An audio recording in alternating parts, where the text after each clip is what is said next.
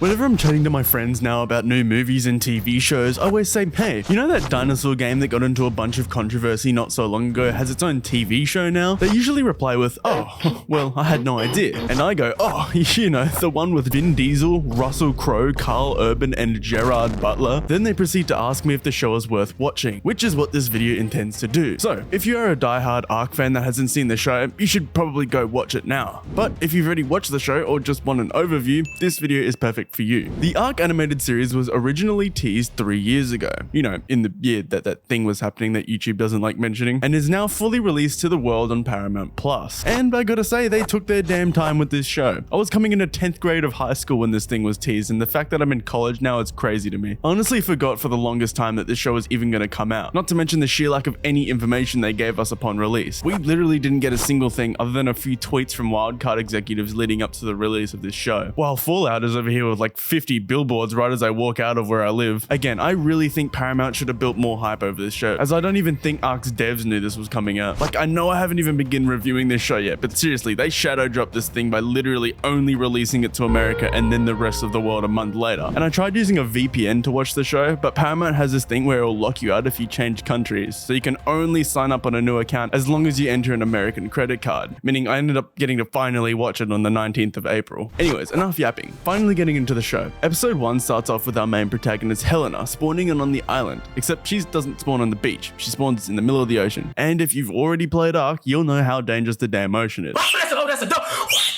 Anyways, after the credits for half of Hollywood appear on screen, Helena gets chased by one giant megalodon, which immediately gets eaten by either a Dunglier or an Alpha Meg, I'm not really sure. From the waves, she gets thrown onto the beaches of the island and finds herself a friendly little dodo that almost cops a spear straight through the chest by none other than Bob, played by Carl Urban. Which is wild considering Bob is literally the community's name given to the default ARK character if you don't touch anything on the character creator. And actually, now that I mentioned it, I'm quite disappointed that there aren't any deformed survivors in this show. I would have cacked it laughing if I saw a Torso McChinney or a Popeye show up on screen, but missed opportunity, Wildcard. Anyways, Bob Urban gives us some exposition on how he's actually a World War II veteran who died on Normandy Beach, which is wild but hilarious. And for those of you who don't know, the survivors on the ARK are like different people from different periods of time. We then get to see a flashback that shows that Helena is straight out of Jurassic Park, and she wants to reconstruct dinos from their DNA, which is always a good idea. We also get to see Helena's past girlfriend, Victoria, and oh, hold it right there, folks. My woke alarm is going off. We've got a lesbian woke agenda in a TV show. Like all controversies surrounding literally everything now, who actually cares about stuff like this? If a character that was on screen for not even 5 minutes of the entire show makes you that mad, go watch SpongeBob or something. Like, it's literally a cartoon about a dinosaur game. It's not that serious. Speaking of Jurassic Park, Helena and Bob walk through the jungles of ARK and tame a damn parasaur, which I was pretty happy to see, considering the parasaur was the first thing I tamed in ARK. After seeing this, Bob's all like, wow, how'd you do that? You're a woman. You should belong in the kitchen. Which caught me off guard and excited me because I was really not expecting that. Helena then gets chased and captured inside of a village that's being pillaged by a bunch of flat gear people riding raptors, whom are led by none other than my boys Rockwell and Gaius Nova. And I gotta say, although Rockwell is a lot more comically villainized, especially in this first episode, like bro literally gets mad at Helena and comes back like 3 or 4 times just to mock her for his own ego. But I just loved finally seeing him on screen, man. Every time he smirks or literally just does Rockwell things, I was clapping my hands and cheering like a 4th grader. Oh my God! Without explaining every detail of this first episode, Helena gets brought in by Rockwell to try and ally with him and Nova, but she ultimately chooses not to, because apparently they're doing cruel things to the raptors they keep inside their cages. Oh, and the slaves. Even though I like Helena, the whole passiveness of her character kind of annoyed me, especially in this episode where instead of killing Nova in a scene where she has him unconscious, she decides to just walk out and leave one of the biggest villains of the show to just sleep. But then as she's escaping, leads like 5 flak soldiers to get mauled to death by raptors. But not too big of a criticism considering the rest of the show brings her to being comfortable with the idea of human murder. Oh, and speaking of murder, Victoria gets murdered. She gets shot. And so does Helena while escaping into the woods, but fortunately from an arrow which she pulls out, and not a bullet. Overall, the first episode was a great pilot episode for the show. I think it summed up a lot of what Ark and its lore has to offer, and it definitely reeled me in. Episode 2 starts off with Helena getting hunted and being saved by none other than Mei Yin, who is voiced by Michelle Yeoh, who's in the few Marvel movies and also that one that won an Oscar. Very nice. We also get a flashback into Helena's life with her mother in their bid to protest against the mistreatment of Aboriginal land within Australia. I thought this was pretty neat considering the Australian Indigenous culture doesn't really get shown much around the globe. And although this scene was quite lackluster and didn't hit the exact mark of emotion I think they were intending, I like how it doesn't linger on this topic for too long. It instead briefly shows that this was a part of her history, while later describing it to not be her main driving point for why she is like she is. Helena then confronts 3 of the worst creatures known to man, and instead of being knocked out and circled for 20 minutes, she manages to escape by falling 500 meters down a cliff into a cave, conveniently next to Mei Yin, who makes a return by killing a saber-tooth. Her and Mei Yin make their way through a cave, where they kill and skin an otter. Mei Yin and Helena talk about their past for a while, before they're confronted by the little button that appears at the bottom of the obelisks. Unknowing of what's about to happen, they use the artifact on the button, which ultimately summons the Broodmother. But just the Gamma Broodmother, am I right, boys? Which, dare I say, it looks really cool, especially the fact that it's got an absolute dump truck on its back. Like, I know it's a spider, but god damn. What? Bro, what are you talking about, man? The Broodmother does its thing by spawning in hundreds of spiders before it gets killed and eaten alive by its own young. Oh, and also during the fight, there was a really big missed opportunity for a joke where Helena says, "Where I'm from, they're not usually this big," where she should have said, "Where I'm from, they're not usually this small."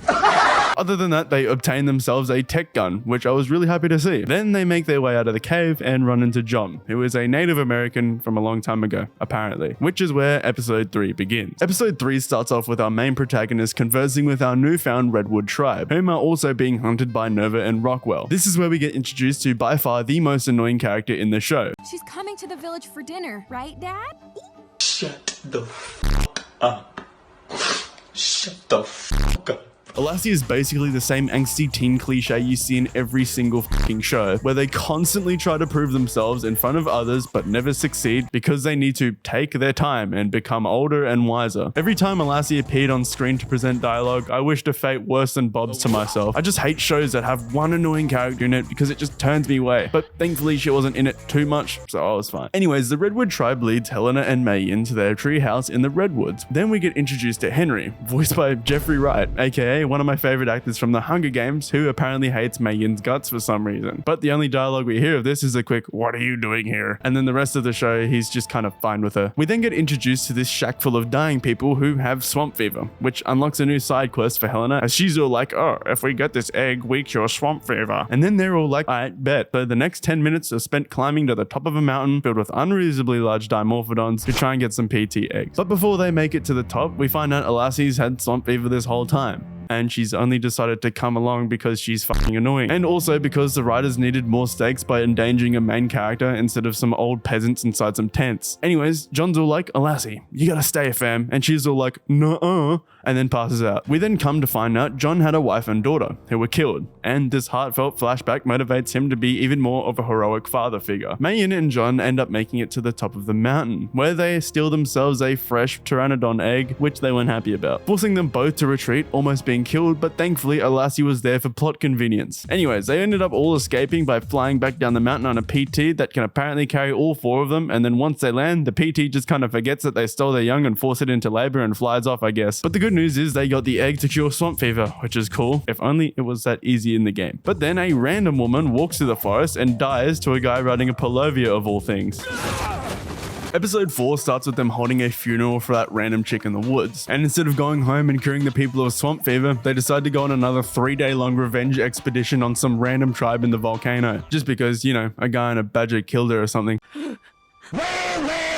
Which begins with more bitching and crying from Alassie, but then they end up taming some stegos, which is pretty cool to see. Then these idiots decide to sneak into the Volcano clan wearing disguises, which doesn't work at all. Surprise, surprise. But we get introduced to Domina, which is a pretty cool character. Helena's whole goal for this episode was to free the slaves from Domina, and then just let them run free into the wild. Every one of you is free. Honestly, if I woke up in the Ark, I'd be thankful that I got captured into slave labor. Surely that's gotta be better than getting torn to shreds by a pack of raptors. Anyway, Domina throws throws a lassie into a pit with 2 dillos inside of it, which is quite underwhelming. Like, we soon find out that this motherfucker has a Tyrannus. Like, what are you doing? Unfortunately, Lassie manages to escape the dillos because, well, they're dillos. I think the fact that they ended up spitting on each other, causing them to fight, is one of the most arc things I've ever seen. I love seeing that. Instead of just killing them both on sight, she decides to conveniently handcuff the one woman who has all the knowledge about every dinosaur in existence against a rock wall inside of a cave where they keep their most precious dinos, not inside of any cells or anything, just right next to a hole in the wall that has arthropleuras inside of them. God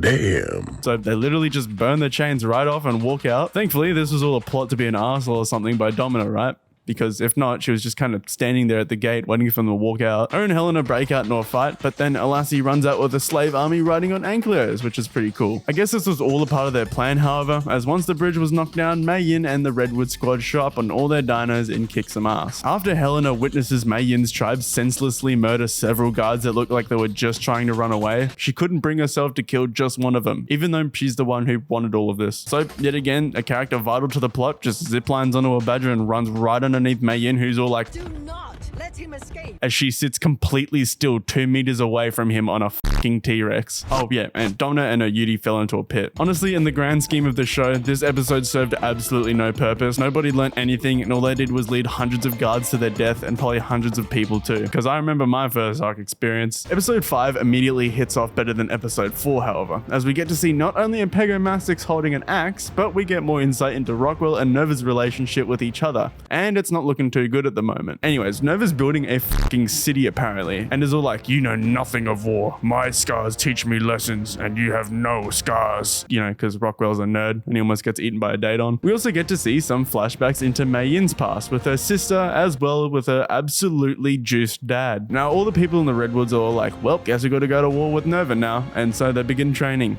And train they do up until we finally get to see some goddamn live shows, baby. Let's go. For 10 whole seconds, we get to see the single best tame in arc history, and they're looking great. 10 out of 10 episode, undisputed. After the training montage and another flashback, Nova and the gang roll up on some Brontos and kick absolute ass, burning down the entire village. John then whips out the old tech rifle, which looks absolutely amazing by the way, and starts firing. This did get me thinking though, couldn't they just like shoot Domino in the head with that thing from hundreds of yards away last episode? Anyways, Nova's all like, what sorcery is this? And shoots everything. Some fighting busts out for a few minutes, and right as Helena's about to kill someone, Grandma steals the kill. At this point, Helena might as well just kill them. Like, what's the point of not killing anyone here? She literally just let him die. The coolest fight in the show then breaks out once Nova arrives on foot. And I just gotta mention once again that Gareth Coker absolutely cooked on this fucking show, just like the games, man. If there's one thing Art can nail every time, it's the soundtrack, because goddamn does this slap. Mei Yin then proceeds to say, Give me 1,000 lives, and I would give you 1,000 deaths. and then just gets shot by a tranq dart in the back of the head right before she was able to do anything, which kind of sucked, but I guess they can't kill Nova just yet. Anyways, Rockwell was the one who shot Helena with a dart, and Nova is rightfully pissed because of the kill steal. Rockwell did end up finding the tech gun on the ground too, which is so cool to see because, spoiler alert, Rockwell gets a bit bricked for tech stuff later on in the lore. Anyways, while this was all happening, all of the important tribe members managed to survive, but are now trekking through the swamp biome. I don't know why these idiots didn't just go out the side where there wasn't a swamp, but I guess they haven't learned anything. This scene has got to be the most gruesome scene in the entire show though. One tribe member gets sucked on by a leech and then mauled to death by a capro. Then a woman gets pulled underwater and absolutely shredded to death by 5 piranhas, and they literally just stand there and watch this happening without doing anything about it. But when Lassie is in danger from a Baryonyx, which is jumping at her at full speed, Arthur hits the most insane shot of his life. I'm literally out of my seat like a British person watching football whenever Lassie is in danger, but I'm always left disappointed by the end of it. Come on, England.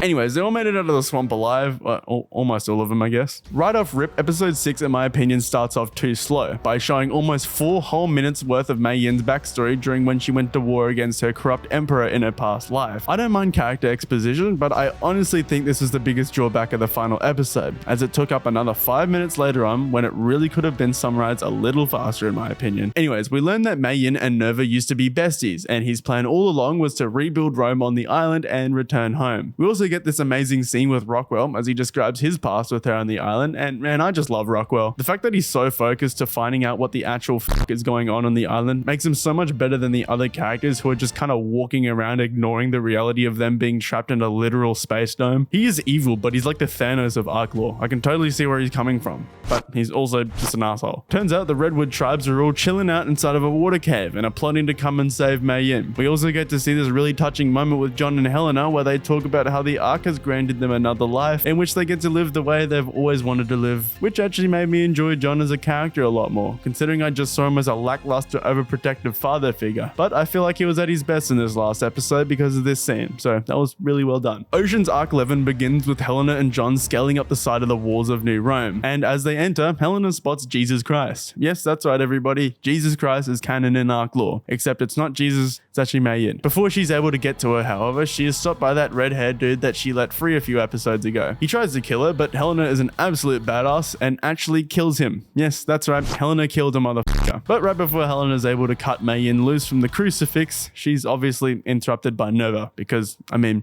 she couldn't have been any louder. But as Helena is interrupted by Nova, Nova gets interrupted by Johnny Boy, and he shoots a flaming arrow at the barrel, which isn't red for some reason, and it explodes, causing the gates to fall, and the ambush they were planning comes to fruition. This was a really cool fight to see as an Ark player, because we got to see people in ghillie suits, we got to see T-Rexes fighting, and we got to see a damn Giga, which is awesome. Whilst the Giga is kicking absolute ass, however, the most surprising moment of this entire series happens, as Rockwell gets his freaking arm chopped off. Big ouchie wouchie for Mr. Rockwell. Hopefully there'll be some sci-fi invention that you could maybe inject into yourself that could heal you of such a thing. Anywho, Helena's Parasaur, Scary, fucking kills like 15 guards that were blocking the way out somehow. I don't know what Helena was leveling into this thing, but I'm not even sure a 150 could crush someone's skull into the pavement. Oh, and also John fucking dies. You know, I didn't know about this character until the last episode, but after this fight scene and the touching moment afterwards, I kind of liked the guy and was sad to see him go. I do think having at least one major character death, however, is a brilliant step in the right direction, as it shows that they're willing to move forward with the actual plot of Ark and not introducing people that are just going to follow around and be annoying. Although I really hope they do the same treatment to you-know-who. And whilst this was all going down, Helena, Mei Yin, and the rest of the gang all make it out and ride off into the sunset. And they even decide to share a kiss. Right as the episode ends, we get introduced to our main man, Wait, who's this guy? Oh, I don't really know much about this dude yet, but he's voiced by Russell Crowe, so he must have some sort of importance in part 2. And I'll say this again, I don't see Russell Crowe being a talented voice actor. Don't even know why he's in this show. My point being, whatever this sound is. Anyways, after that Darth Vader scene, we get a little preview of the next half of the season. And when I say a little preview, I mean a literal speed cut spoiling the rest of the episodes. We get to see that Bob is alive and well, but he's on scorched earth. We also get to see that Helena fights the Megapithecus. Nova is alive and well, Helena gets a tech bow, and Domina has a tech sword somehow. Also, Rockwell is maybe using element and is also batshit insane apparently. And if you thought that was it, Nova also has a tech sword, probably from Domina's corpse. We also get to see that the gang made it to the Overseer, and Santiago is in a tech suit on Aberration. I don't really mind the spoilers though, this had me hyped as fuck. And now that I get to hopefully see more Rockwell lore and even a glimpse of Aberration, I'm a happy boy. So overall, what do I think of the show? I think with enough support, I can see the show flourishing in a few years. After all, it's basically Ark's first time getting adapted onto TV. Would I recommend it to my friends? Maybe if they were looking for something fun to watch. Would I recommend it to a past or future Ark player? Definitely. I think the show does a wonderful job showing off all that Ark has to offer. The only drawback I would say is I believe it introduced too many unnecessary characters and focuses on them too heavily. For those of you who followed Ark's lore before the show, you'll know what I'm talking about. And I found it especially hard to relate and empathize with any character that hasn't previously been mentioned as a part of Ark. And considering in the next 2 seasons or so we'll be meeting a whole lot more characters, I hope it doesn't get too cluttered and confusing, but I think they'll do a good job with it. The only new character I did enjoy was Bob, however, and I'm quite excited to see him return on Scorched Earth. Nonetheless, if I had to score the show, I'd give it a 7 out of 10, but only because I love Ark. If I hadn't played the show, it would probably be around a 4 or 5, but I'd still recommend you check it out if you haven't already. And I am now going to sit and wait for part 2.